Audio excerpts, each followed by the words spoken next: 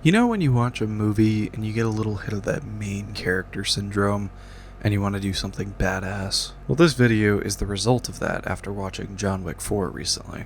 Typically, I like to hop into some bleed and sorcery for some good old gruesome VR action, but it wasn't hitting for me this time. I hopped onto Steam to look up some tactical games that might resemble the same feeling as being John Wick. Now, I know there's an official John Wick game available, John Wick Hex, but it's not what I was looking for. Don't get me wrong, it's a good strategic turn-based game, but it doesn't give you the feeling of an adrenaline-fueled firefight. That is when I found Suit for Hire, the unofficial, official John Wick game. Funnily enough, I actually somewhat knew about this game a while ago when I was looking up tutorials for Blender. The guy who made the game goes by Crimson on YouTube and makes some neat stuff with Unreal Engine. Now before I start talking about this game, I truly recommend, if you're interested in this game already, go get it now and play it. It's not a very large game, so me talking about it will spoil pretty much all of the game, though there isn't really that much to spoil in terms of like a story or anything. As for the game itself, it is a top-down, high-adrenaline tactical shooter, which I say tactical lightly. It still feels like playing John Wick, but the game has arcade-like elements to balance out the difficulty. You don't have a plethora of ammo.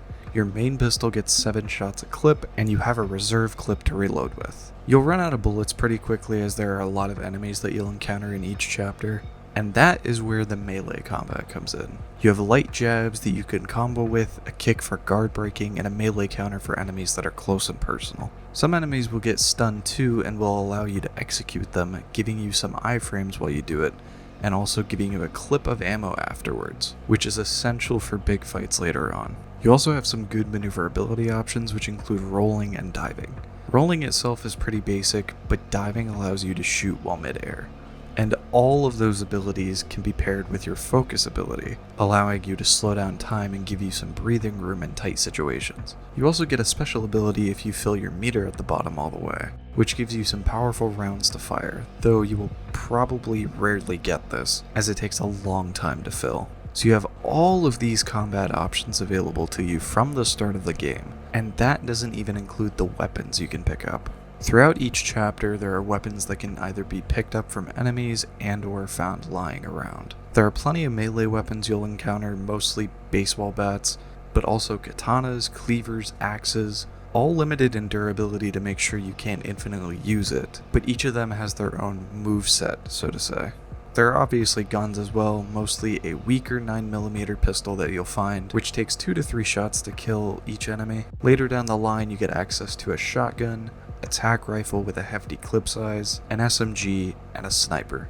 They all have limited ammo that can't be refilled unless you come across a duplicate of whatever you're using. For any equipable weapon, you also have the ability to throw it for a quick stun, and also allowing you to pull back out your main pistol. Your health consists of 3 body armors that allow you to take up to 4 hits before having to restart at the last checkpoint. The only way to get these back is by finding body armor in the world that will fully refill your armor. You can also find full ammo clip refills throughout the world for your pistol, and occasionally enemies will drop a single bullet which conveniently loads directly into your clip if you have room. There aren't that many enemy types in the game that you'll encounter, mostly melee enemies with different sets of attacks based on the weapon they're wielding. Then you have basic ranged enemies, most carrying a pistol, some of them carrying shotguns, and occasionally you'll get armored enemies with attack rifle. The most unique enemy in the game is the Riot Shielder, who is purely there to mess up the flow of combat for you. He'll reflect any bullets back at you that hit his shield, and the only way to kill him is to either bait out an attack or get close enough to kick him, but you'll probably take damage if you try that. Spoilers for the final boss in the campaign if you care about that, but I have to mention it because I was a bit disappointed with it. For the final boss, you fight a helicopter that cycles through 3 main attacks, while also fighting regular enemies as well on a rooftop. It fires a machine gun, then mortars, then these giant bombs you're supposed to kick back to deal damage. I hate to say it, but it was pretty boring. I was hoping for an actual person as a boss fight, if there even needed to be a final boss fight. It just doesn't feel like it fits the style of game, but that's only one of the few complaints I have about the game overall. I think the level design is pretty good. It's also just nothing to write home about. I don't think much of it is very memorable, but it gets the job done as being a place to kill a lot of enemies. I'll mention that at times the areas felt a little too big without a lot of cover, and it can ruin the feel of combat when there's a lot of enemies and you're out of ammo. I'm willing to bet that sometimes it was also just me being a bad gamer, but who knows. Now, unfortunately, the game isn't very large. I beat the main campaign in about an hour-ish on my first run-through, just because there is a bit of a learning curve to it all.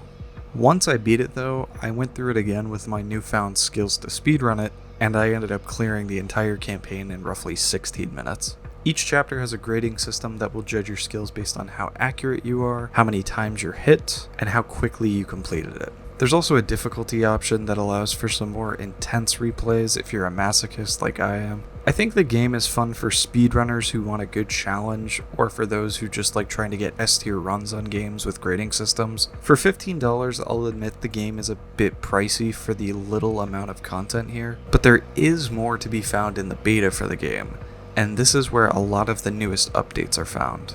The beta currently, as of uploading this video, has a level called Miami. That is a pretty large level that took me over 36 minutes to beat.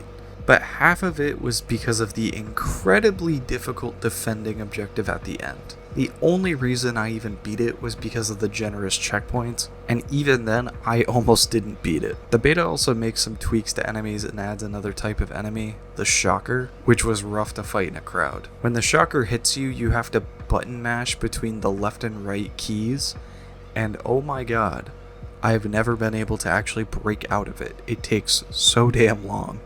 They also made the Riot Shielder harder to kill and actually a threat in a crowded fight, as you can't kick his shield anymore, so you could really only bait attacks to kill him now. Aside from the extra level, there are now 2 more main pistols to choose from, a revolver and a silenced pistol. The silenced pistol does less damage but allows for more stealth when navigating levels.